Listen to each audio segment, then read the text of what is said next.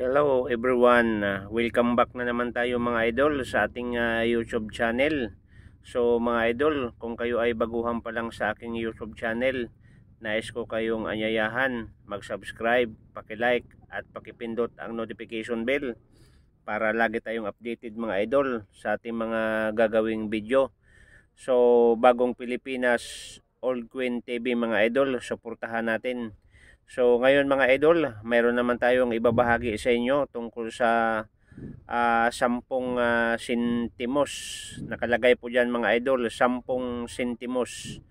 So ang larawan na makikita nyo mga idol ay si Francisco Baltasar ito mga idol. No? So ito po yung larawan niya na makikita natin na naka-side view. No? So bago tayo mapunta nito mga idol, ang kanyang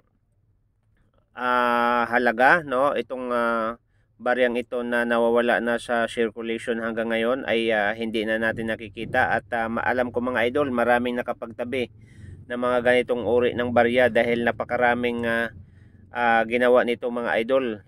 Pero kahit marami mga idol, mayroon pa ring mahal sa baryang ito dahil mayroong double die mga idol, no? Okay, mayroong mga sira, no?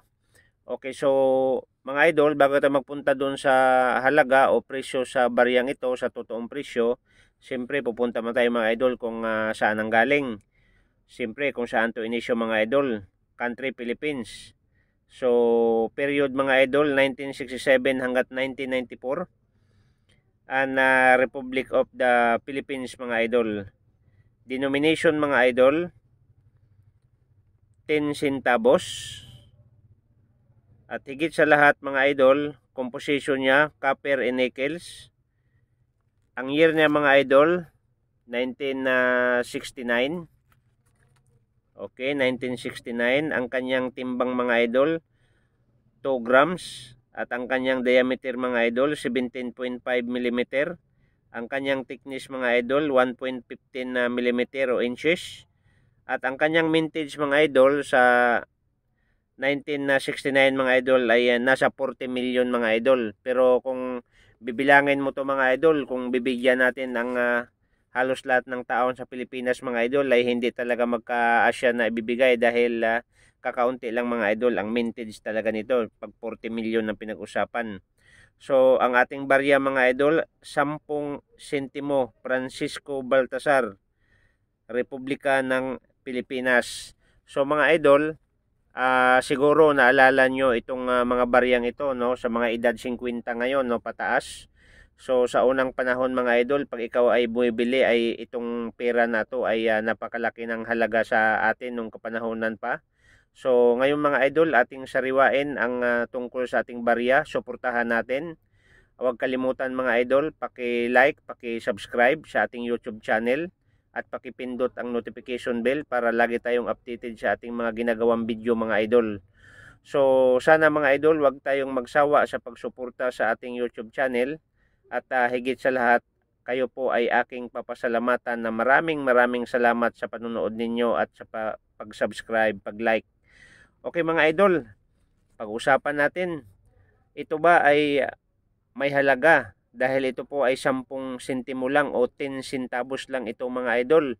At ang larawan niya si Francisco Baltasar.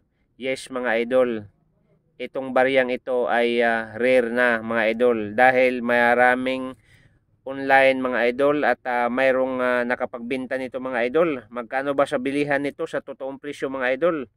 Mayroong bumibili nito mga idol sa auction ay $175. So kung sa pira mga idol, aba malaki-laki na mga idol. Kung $175 i-times mo sa 54 mga idol is 9,450. Malaki-laki na ang presyo nito mga idol. May bumibili dito mga idol ng $14.99, no? So nasa around 900 ito mga idol at mayroong bumibili ng $26.99. So nasa 1,450 na mga idol. So ibig sabihin mga idol, kung ikaw man ay mayroong ganitong uri ng barya, akin kayong anyayahan mga idol na itago mo at ingatan mo, dahil tumatagal ng tumatagal ang ating barya mga idol ay lalong tumataas ang kanyang presyo. So ang atin lang mga idol na makipagsabayan tayo sa mga barya sa ibang bansa na sumikat ang kanilang mga sentimos. So ngayon mga idol, pasikatin natin ang ating sariling barya na napakaganda ang gawa at napakagandang hugis ng mga idol. So mga idol, maraming salamat sa lahat ng taga-subaybay sa ating YouTube channel, Bagong Pilipinas Old Queen TV. Sana huwag kayong magsawa mga idol, suportahan ninyo ang aking YouTube para mapasikat natin mga idol ang ating mga magagandang lumang barya. So maraming salamat and God bless mga idol.